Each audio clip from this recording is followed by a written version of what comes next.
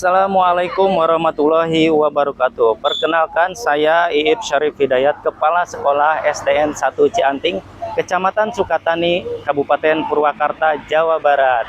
Hari ini saya mengikuti lomba PNS berprestasi kategori inspiratif.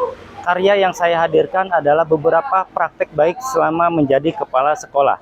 Berikut adalah beberapa praktik baik yang saya lakukan selama menjadi kepala di SDN 1 Cianting.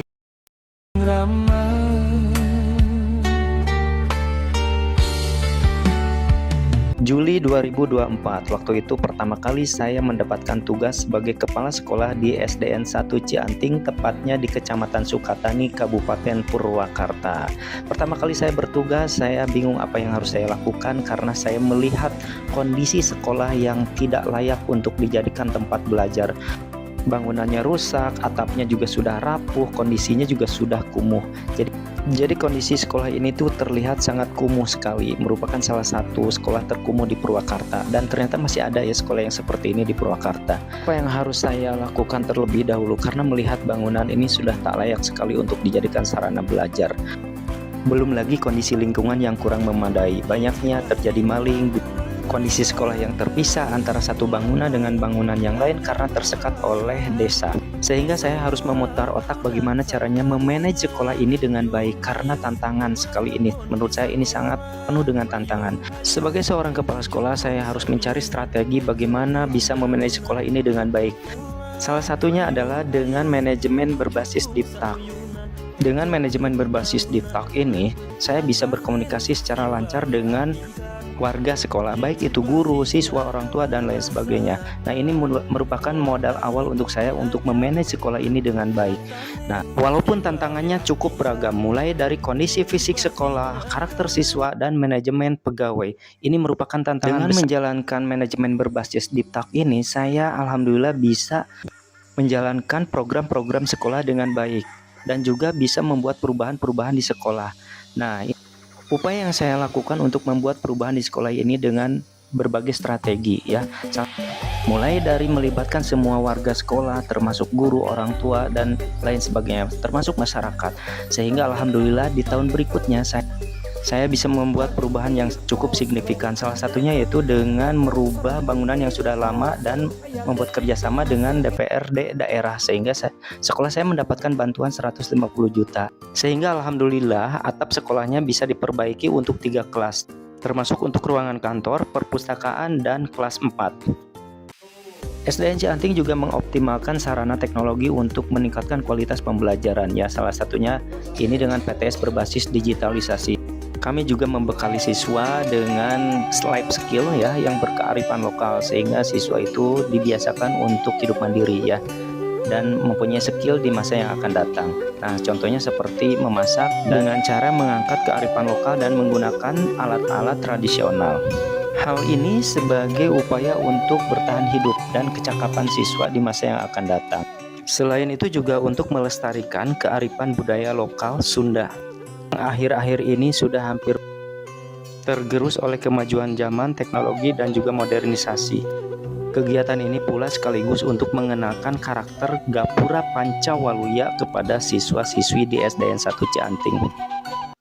Inilah kondisi awal sekolah ketika saya datang ke sekolah SDN 1 Cianting ini, begitu kumuh, atapnya rusak. Nah, ini kondisi pagar tembok yang sudah lapuk dan sudah sangat kumuh dan tidak enak dipandang.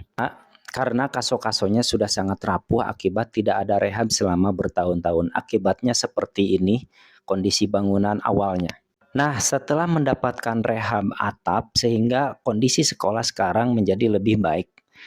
Atapnya aman dan tidak berbahaya untuk pembelajaran sehingga terlihat lebih nyaman untuk digunakan pembelajaran oleh siswa dan guru. Sehingga pembelajaran menjadi lebih nyaman, aman, dan tidak berbahaya untuk siswa dan guru.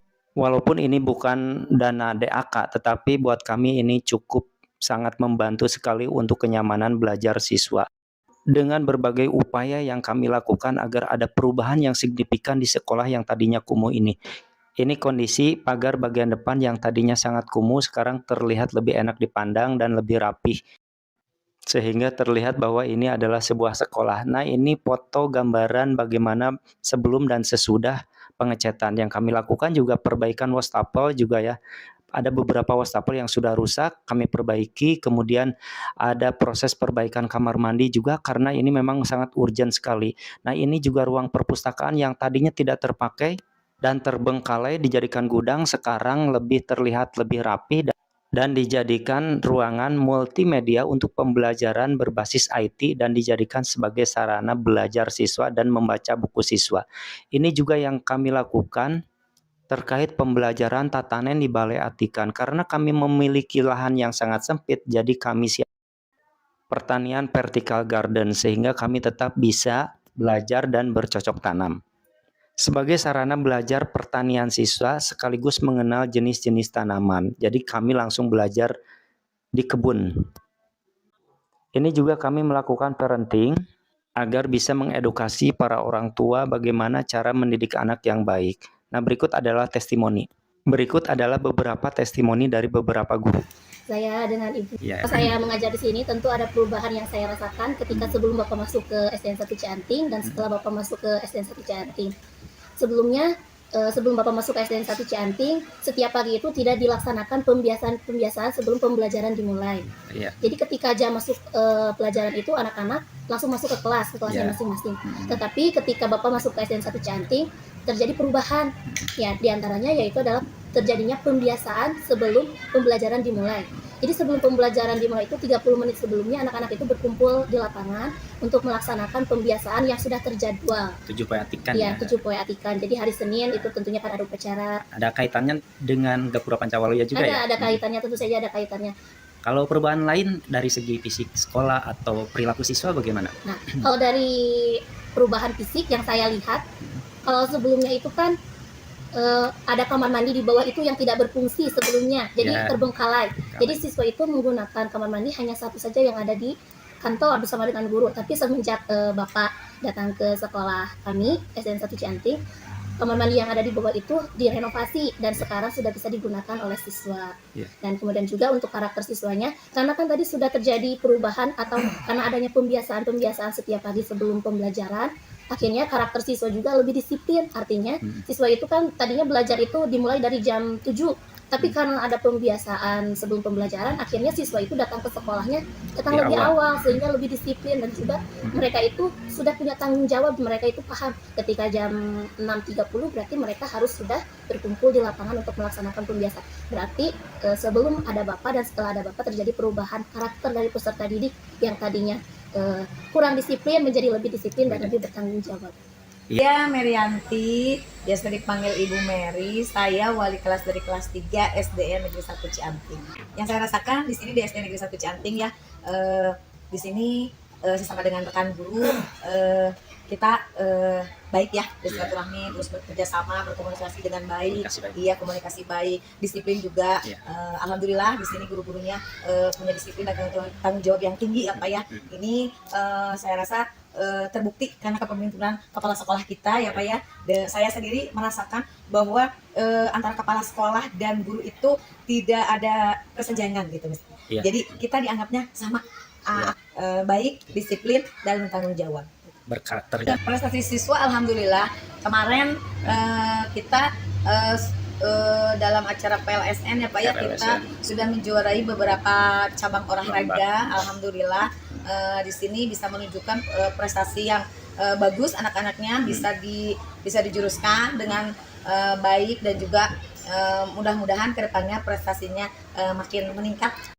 Itulah praktik baik yang saya lakukan selama saya menjadi kepala sekolah di SDN 1 Cianting dengan menjalankan manajemen berbasis Deep Talk.